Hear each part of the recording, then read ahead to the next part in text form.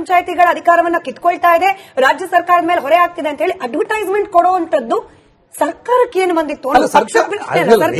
ನೀವು ಏನ್ ಯೋಚನೆ ಮಾಡ್ತೀರಿ? ನೀವು ಒಂದು ನಿಮ್ಮ ಜವಾಬ್ದಾರಿ ಅಲ್ಲ, ನೀವು ಕೇಳಿಸ್ಕೊಳ್ಳಿ. ಆಯ್ತು, ನೀವು ನೀವು ಪತ್ರಕರ್ತರಾಗಿ ಕೇಳಿದ್ರಿ ಸರಿ ಇದೆ, ಆದ್ರೆ ನೀವು ಯೋಚನೆ ಮಾಡ್ಬೇಕು. ಅಲ್ಲ, ನೀವು ಯೋಚನೆ ಮಾಡ್ಬೇಕಾಗಿರೋದು ಏನಿದೆ ಅದರಲ್ಲಿ, ಆ ಜಾಹೀರಾತಲ್ಲಿ ಏನಿದೆ, ಜಾಹೀರಾತಲ್ಲಿ ತಪ್ಪೇನಿದೆ, ಜಾಹೀರಾತಲ್ಲಿ ಇಡೀ ಹೊಡೆಯಲಿ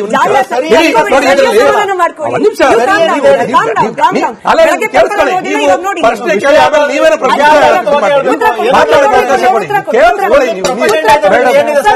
ಸರ್ ನನ್ನ ಜೊತೆ ಮಾತಾಡ್ತಾರೆ, ಆಮೇಲೆ ಮಾತಾಡಿ. ನೀವೇ ಕಷ್ಟೊಂದು ನೋಡಿ, ಇದೊಂದು ಜಾಹೀರಾತು ಸರ್ಕಾರ ಜನರನ್ನ ಜಾಗೃತಿಗೊಳಿಸೋದಕ್ಕೆ ಪ್ರತಿ ಇಲಾಖೆಗಳಲ್ಲಿ ಹಣಕಾಸನ್ನು ನಿಗದಿ ಇಟ್ಟಿರ್ತಾರೆ. ಆ ನಿಗದಿ ಇರುವ ಹಣಕಾಸನ್ನ ಜಾಹೀರಾತು ನಿಮ್ಮದೇ ಮಾಧ್ಯಮಗಳಿಗೆ ಅದನ್ನು ಕೊಟ್ಟು ಪ್ರಚಾರ ಪಡಿಸ್ತಾರೆ.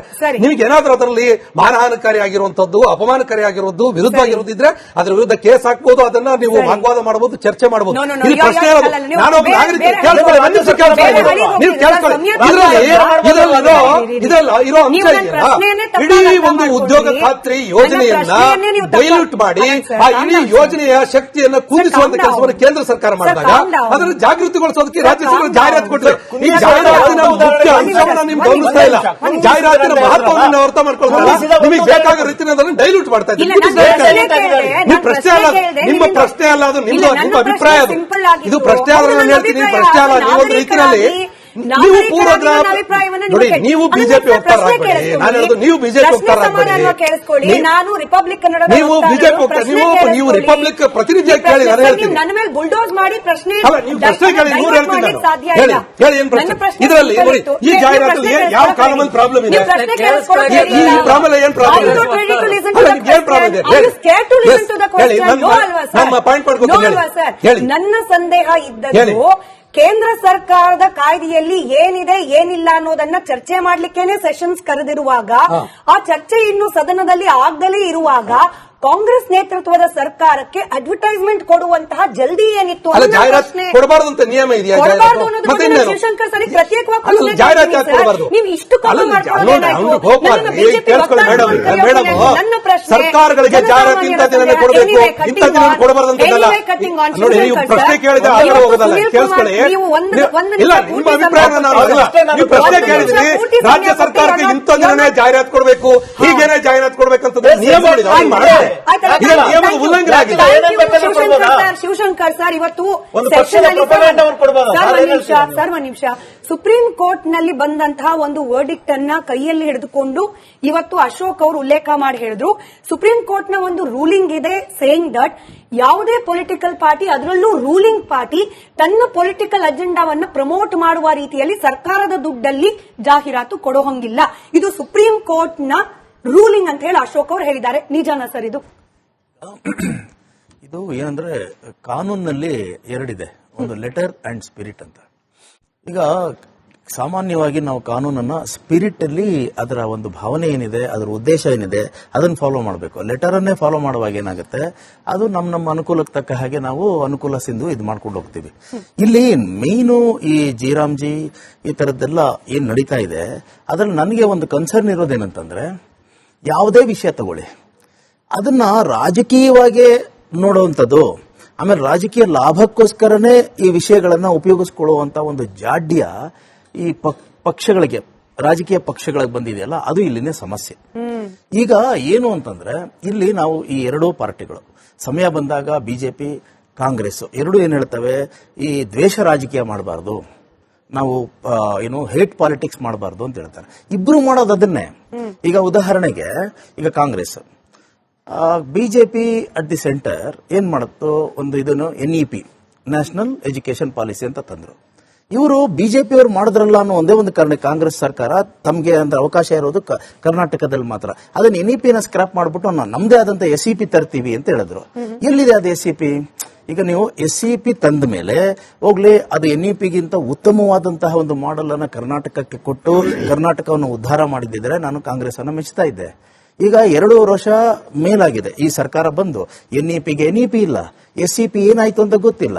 ಆಮೇಲೆ ಇದು ಈಗ ಇದು ಬಲಿಪಶುಗಳು ಯಾರು ಅಂತಂದ್ರೆ ಸರ್ಕಾರಿ ಶಾಲೆಯಲ್ಲಿ ಓದ್ತಾ ಇರುವಂತಹ ವಿದ್ಯಾರ್ಥಿಗಳು. ಓಕೆ, ಒಂದು.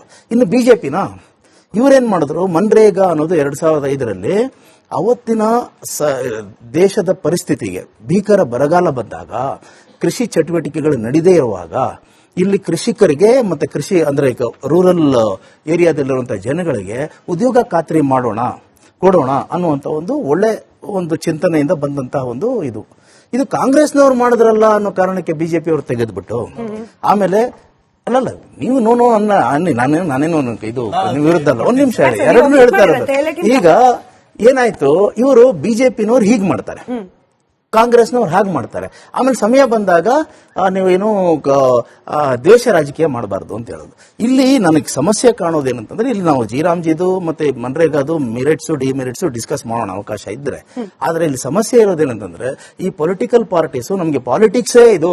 ಈಗ ನಿಮಗೆ ಅವಕಾಶ ಎಲೆಕ್ಷನ್ಸ್ ಟೈಮಲ್ಲಿ ನೀವು ಬೇಕಾದ ಪಾಲಿಟಿಕ್ಸ್ ಮಾಡಿ, ಎಲೆಕ್ಷನ್ ಗೆದ್ಬಿಟ್ಟು ಬಂದ ಮೇಲೆ ನೀವು ಆಡಳಿತ ಮತ್ತೆ ಸ್ಟೇಟ್ಸ್ಮನ್ಶಿಪ್, ಮುತ್ಸದ್ದಿತನ, ಜನಗಳದ್ದಿದ್ದು, ಜನಗಳ ಕಲ್ಯಾಣ ಅಷ್ಟನ್ನೇ ನೋಡ್ಬೇಕು ನೀವು. ಯಾಕಂದ್ರೆ ಕೇಂದ್ರ ಸರ್ಕಾರ ಮಾಡಿದ್ದು ಒಳ್ಳೆ ಸ್ಕೀಮ್ ಇದ್ರೆ ಉತ್ತಮ ರೀತಿಯಲ್ಲಿ ಇಂಪ್ಲಿಮೆಂಟ್ ಮಾಡಬೇಕು. ಕಾಂಗ್ರೆಸ್ನವ್ರು ಏನಾದ್ರು ಮಾಡಿರುವಂತಿದ್ರೆ ಅವ್ರು ಮುಂದುವರಿಸಬೇಕು. ಅದು ಬಿಟ್ಬಿಟ್ಟು ನಾವು ನೀವು ಮನ್ರೇಗಾ ಅಂತ ಮಾಡಿದ್ರೆ ಅದಕ್ಕೋಸ್ಕರ ನಾನು ಜಿರಾಮ್ಜಿ ಅಂತ ಮಾಡ್ತೀವಿ, ಗಾಂಧಿ ಹೆಸರನ್ನ ತೆಗೆದ್ಬಿಟ್ಟು ರಾಮ್ ಅಂತ ಮಾಡ್ತೀವಿ ಅಂತ. ಆದ್ರೆ ಇವರು ಗಾಂಧಿ ಹೆಸರನ್ನ ತೆಗೆದಿದ್ದನ್ನ ಇವ್ರಿಗೆ ನೋವಿದೆಯೋ ಇಲ್ಲೋ ಗೊತ್ತಿಲ್ಲ, ಅದ್ರ ಅಡ್ವಾಂಟೇಜ್ ಅನ್ನ ನೋಡ್ತಾರೆ. ಗಾಂಧೀಜಿಯನ್ನ ತೆಗೆದ್ರು, ಅದಕ್ಕೋಸ್ಕರ ನಾನು ಗಾಂಧೀಜಿಯನ್ನ ಈ ಜಾಹೀರಾತಿನಲ್ಲೇ ಉಪಯೋಗಿಸ್ತೀನಿ ಅಂತ ಗಾಂಧಿಯನ್ನ ಅಪ್ರಾಪ್ರಿಯೇಟ್ ಮಾಡ್ಕೊಳ್ಳೋದ್ ಮೂಲಕ ನಾನು ರಾಜಕೀಯ ಲಾಭ ಪಡಿತೀನಿ ಅಂತಂದ್ರೆ ಅಲ್ಲೂ ಕೂಡ ನಾನು ಕಾಂಗ್ರೆಸ್ ಅನ್ನ ಪ್ರಶ್ನೆ ಮಾಡಬೇಕಾಗಿದೆ. ಇನ್ನು ಈ ಜಾಹೀರಾತು ವಿಚಾರ ಟೆಕ್ನಿಕಾಲಿಟಿ ಬಂದಾಗ ಇವ್ರು ಕೊಟ್ಟಿರೋದೇನು ಅಂತಂದ್ರೆ, ಈ ಜಾಹೀರಾತು RDPR ಇಲಾಖೆಯಿಂದ ಇದು ಮನ್ರೇಗಾ, ಜಿರಾಮ್ಜಿ, RDPR ವ್ಯಾಪ್ತಿಗೆ ಬರುವಂತ ವಿಚಾರ. ಹಾಗಾಗಿ it is all in its right to give ಏನಂದ್ರೆ ಅಡ್ವರ್ಟೈಸ್ಮೆಂಟ್. ಅಂದ್ರೆ ಇದು RDPR ಇಲಾಖೆ ಬಂದು ಈ ಜಿರಾಮ್ಜಿ ಆಕ್ಟ್ ಅನ್ನ ಇಂಪ್ಲಿಮೆಂಟ್ ಮಾಡಬೇಕಾಗಿರುವಂತಹ ಒಂದು ಇಲಾಖೆ. ಅದಕ್ಕೋಸ್ಕರ ಆ ಸಬ್ಜೆಕ್ಟ್ ಬಗ್ಗೆ ಯಾವ ರೀತಿಯಲ್ಲಾದ್ರೂ ಜಾಹೀರಾತು ಅವರು ಕೊಡಬಹುದು, ಇಲ್ಲ ಅಂತಲ್ಲ. ಆದರೆ ಆಡಳಿತಾರೂಢ ಪಕ್ಷದ ಪೊಲಿಟಿಕಲ್ ಅಜೆಂಡಾಗಳನ್ನ ಪ್ರತಿಪಾದಿಸೋದು ಇಲ್ಲ, ಅದು ನಾವು ನನ್ನ ಪ್ರಶ್ನೆ ಅಲ್ಲ ಸರ್, ಇದು ಸೆಷನಲ್ ಕರೆಕ್ಟ್. ಆದ್ರೆ ಟೆಕ್ನಿಕಲ್ ಆಗಿ ನಾನು ಹೇಳ್ತಾ ಇರೋದು, ಟೆಕ್ನಿಕಲ್ ಆಗಿ ನಮಗೆ ನಾವು ನೋಡೋ ದೃಷ್ಟಿಯಿಂದ ಇದು ರಾಜಕೀಯ ಮಾಡ್ತಾ ಇದ್ದಾರೆ ನಾನೇ ಹೇಳ್ತಾ ಇದ್ದೀನಿ ರಾಜಕೀಯ. ಆದರೆ ಟೆಕ್ನಿಕಲ್ ಆಗಿ ಅವ್ರನ್ನ ತಡೆಯಕ್ಕಾಗಲ್ಲ. ಯಾಕೆಂದ್ರೆ ಅವ್ರು RDPR ಈಗ ಕನ್ನಡ ಮತ್ತು ಸಂಸ್ಕೃತಿ ಇಲಾಖೆ ಕೊಟ್ಟು ನಿಮ್ಗೂ ಅದಕ್ಕೆ ಏನ್ ಸಂಬಂಧ ಅಂತ ಕೇಳಬಹುದು. ಆದರೆ RDPR ಇಲಾಖೆ ಬಂದು ಈ ಸ್ಕೀಮ್ ಅನ್ನ ಇಂಪ್ಲಿಮೆಂಟ್ ಮಾಡುವಂತ ಒಂದು ಇಲಾಖೆ. ಅದ್ರ ಬಗ್ಗೆ ತನಗೆ ಬೇಕಾದ ರೀತಿಯಲ್ಲಿ ಅವರು ಜಾಹೀರಾತು ಕೊಡಬಹುದು, ತಪ್ಪಲ್ಲ. ಆದ್ರೆ ಒಳಗಿನ ಉದ್ದೇಶ ಏನಿದೆ ಅನ್ನೋದು ನಾವು ನೋಡ್ತಾ ಇದ್ದೀವಿ. ಈ ಗಾಂಧೀಜಿಯವ್ರನ್ನ ಇದ್ ಮಾಡ್ಕೊಂಡು ಈ ವ್ಯಂಗ್ಯ ಇದೆಲ್ಲ. ಸೊ ಇದೆಲ್ಲ ಹೇಗೆ ಅಂತಂದ್ರೆ ಅವರವರಿಗೆ ಬಿಡಬೇಕಾಗಿರುವಂತದ್ದು. ನೋಡಿ, ಒಂದು ಪಬ್ಲಿಕ್ ಲೈಫಲ್ಲಿ ಪ್ರೊಬಿಟಿ ಅಂತ ಒಂದಿದೆ. ಆ ನೈತಿಕತೆಯನ್ನ ಕಾಪಾಡ್ಕೊಳ್ಳಿಲ್ಲ ಅಂತಂದ್ರೆ ನೀವೇ ಸ್ಮಾರ್ಟ್ ಆಗಿ ನೀವೇ ಬುದ್ಧಿವಂತರಾಗಿ ನೀವು ಮಾಡ್ತಾ ಇದ್ರೆ ಜನನೂ ಗಮನಿಸ್ತಾರೆ. ನಾನು ಜನಗಳಿಗೂ